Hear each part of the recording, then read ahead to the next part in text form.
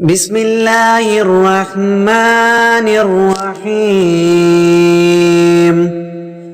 تبارك الذي بيده الملك وهو على كل شيء قدير الذي خلق الموت والحياة ليبلوكم أيكم أحسن عملا وهو العزيز الغفور الذي خلق 7 سماوات طباقا ما ترى في خلق الرحمن من تفاوت فارجع البصر هل ترى من فطور ثم ارجع البصر كرتين ينقلب إليك البصر خاسئا وهو حسير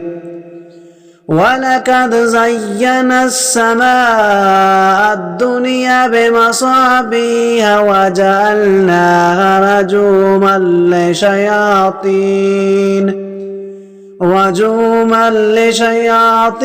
وأعتدنا لهم عذاب السعير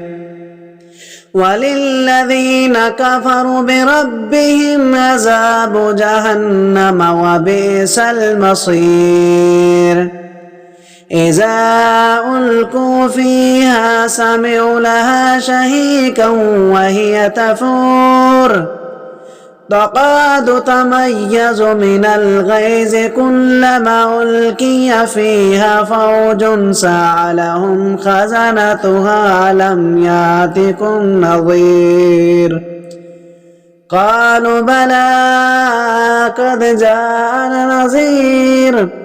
فكذبنا وقلنا ما نزل الله من شيء إن أنتم إلا في ضلال كبير وقالوا لو كنا نسمع أو نعقل ما كنا في أصحاب السعير فاعترفوا بذنبهم فسحقا لأصحاب السعير إن الذين يخشون ربهم بالغيب لهم مغفرة وأجر كبير وأسروا قولكم أو اجهروا به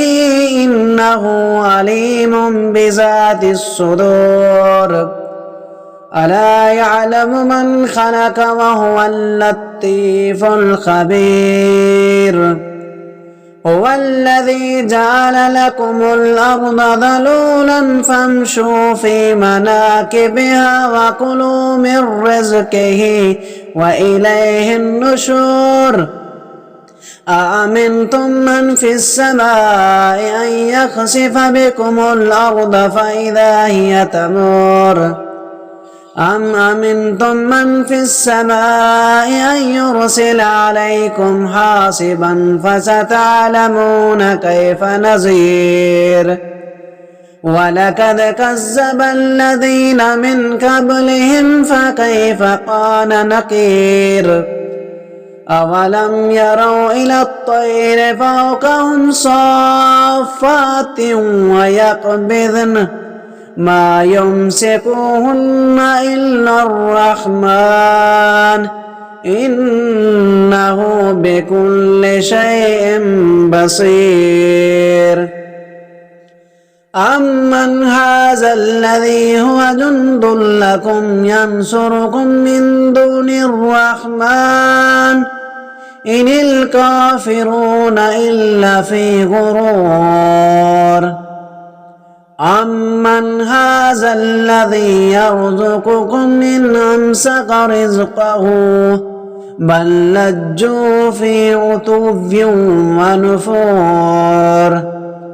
أفمن يمشي مكبا على وجهه أهدى أمن يمشي سويا على صراط مستقيم قل هو الذي أنشأكم وجعل لكم السمع والأبصار والأفئدة قليلا ما تشكرون قل هو الذي ذرأكم في الأرض وإليه تحشرون ويقولون متى هذا الوعد إن كنتم صادقين قل إنما العلم عند الله وإنما أنا نذير مبين فلما رأوه زلفة سيئت وجوه الذين كفروا وقيل هذا الذي كنتم به تدعون قل أرأيتم إن أهلكني الله ومن معي أو راحمنا فمن يجير الكافرين من عذاب أليم قل هو الرحمن آمنا به وعليه توكلنا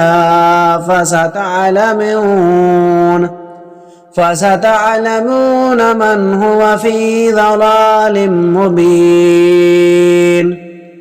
قل أرأيتم إن أصبح ماؤكم غورا فمن يأتكم بماء معين